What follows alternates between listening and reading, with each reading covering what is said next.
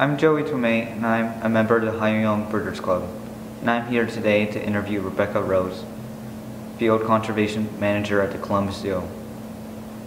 So, Rebecca, how did you become interested in conservation? It's just been a lifelong passion. I really think I was born with it. I think my parents really fostered it. Both of them are really big animal lovers, and I think it's in my DNA, to be honest with you.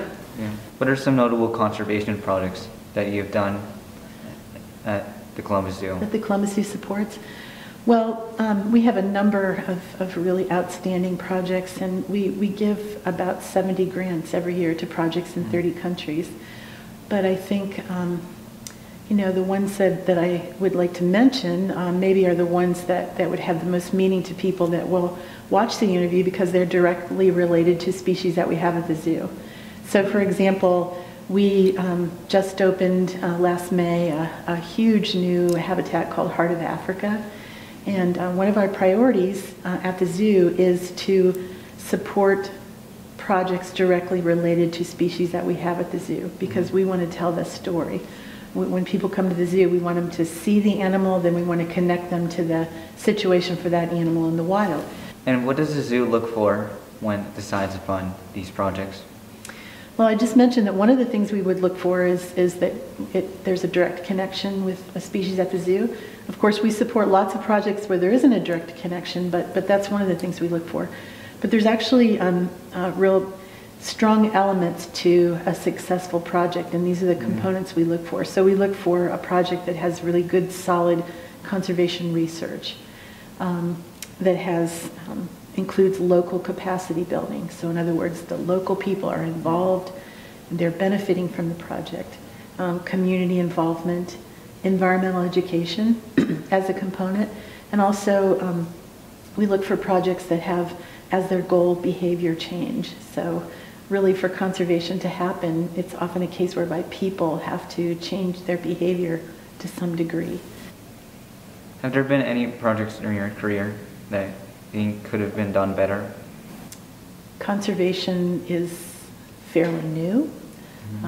People have only been doing this work really for a few decades, so I'm sure a lot of mistakes have been made. And I think one of the big mistakes I think that was made early on in conservation was not understanding how important it is to involve local people, local communities.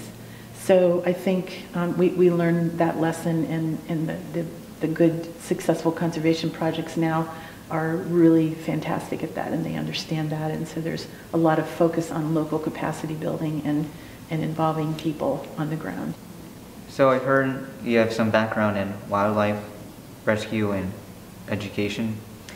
Well, I don't have a background in wildlife rescue, but I have a degree in wildlife management, and I have a degree in education. So I started out as a teacher, and I loved that, and I feel that I've continued to be a teacher, even though I'm not in a classroom, because really a lot of what I do is teaching, is talking to people, and working as the liaison between the people in the field all over the world and the zoo and the zoo's conservation committee. And when I go into a meeting every month with our conservation committee and we have a whole list of proposals, I feel like in a lot of ways I'm educating. And so I think that background has been incredibly helpful to me in this job. So, as you mentioned earlier, have you been involved in projects that prevent already threatened species from becoming more endangered? Well, that's certainly the goal for all of these projects. And so usually what happens is that a lot of conservation, there's not a lot of conservation focus or funding for species until they do become threatened or endangered. Unfortunately, that's just the way it works. And so I think that there's a project that we're looking at right now that has to do, it's actually a sanctuary in Malawi in East Africa, and it's a program to reintroduce orphaned and confiscated vervet monkeys. Now, vervet monkeys are not currently threatened or endangered, but the idea is that this represents an opportunity to really understand how to do a proper reintroduction of animals that have been taken from the wild. It's much better to never take them from the wild, but if they are taken from the wild, we need to get better at when in areas where we can reintroduce them back to the wild, we need to get better at that. So I think that's a good example of a species that we have at our zoo in Heart of Africa, the vervet monkey, that's not endangered yet. We hope it never will be, but that we're supporting the work on that to learn from these reintroductions how to do it right, so that the animals survive after they're released back to the wild. That's the goal. So what role can local bird clubs take to protect these birds and other animals? Well, I love this. I have this slide that I use when I do presentations for school groups especially. And it's sort of this three-step approach. Learn, get involved, lead the way. So I think with a bird club, what you're doing is you're learning, about the birds. You're becoming passionate. You're developing empathy for wildlife when you're out there. And the next thing that you can do is get involved. But I think for the bird clubs, what you can do is share your passion with other people that maybe you don't know what a fantastic hobby and it is to go out birding and to really appreciate the tremendous wildlife that lives all around us.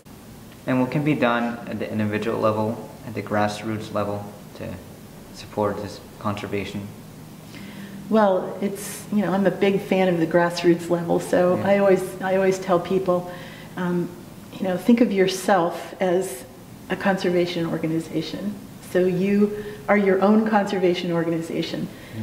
From the time you get up in the morning to the time you go to bed at night, think about the impact that you have on the environment. Think about what you can do to make the world a better place for the other species that live here, and just sort of live your life that way. Think about what you eat. That's huge. Think about the car that you drive. You don't have your license yet, I assume, but when you do. Yeah. And just all of those things that you do in your daily life, and think of yourself as a conservation organization, a standalone, and try to lessen the impact that you have on the environment, and at the same time influence other people around you to do the same. So what areas of college study would you recommend for high school students interested in going into your field? Well, my field, for what I do, as I mentioned, education. I think when you have a background in education and experience in education, that really translates well to lots of different things. And I feel the same way about communication. So, it takes a long time to be comfortable, talking to people and getting up in front of people. So any kind of experience like that you can get, and do like what you're doing.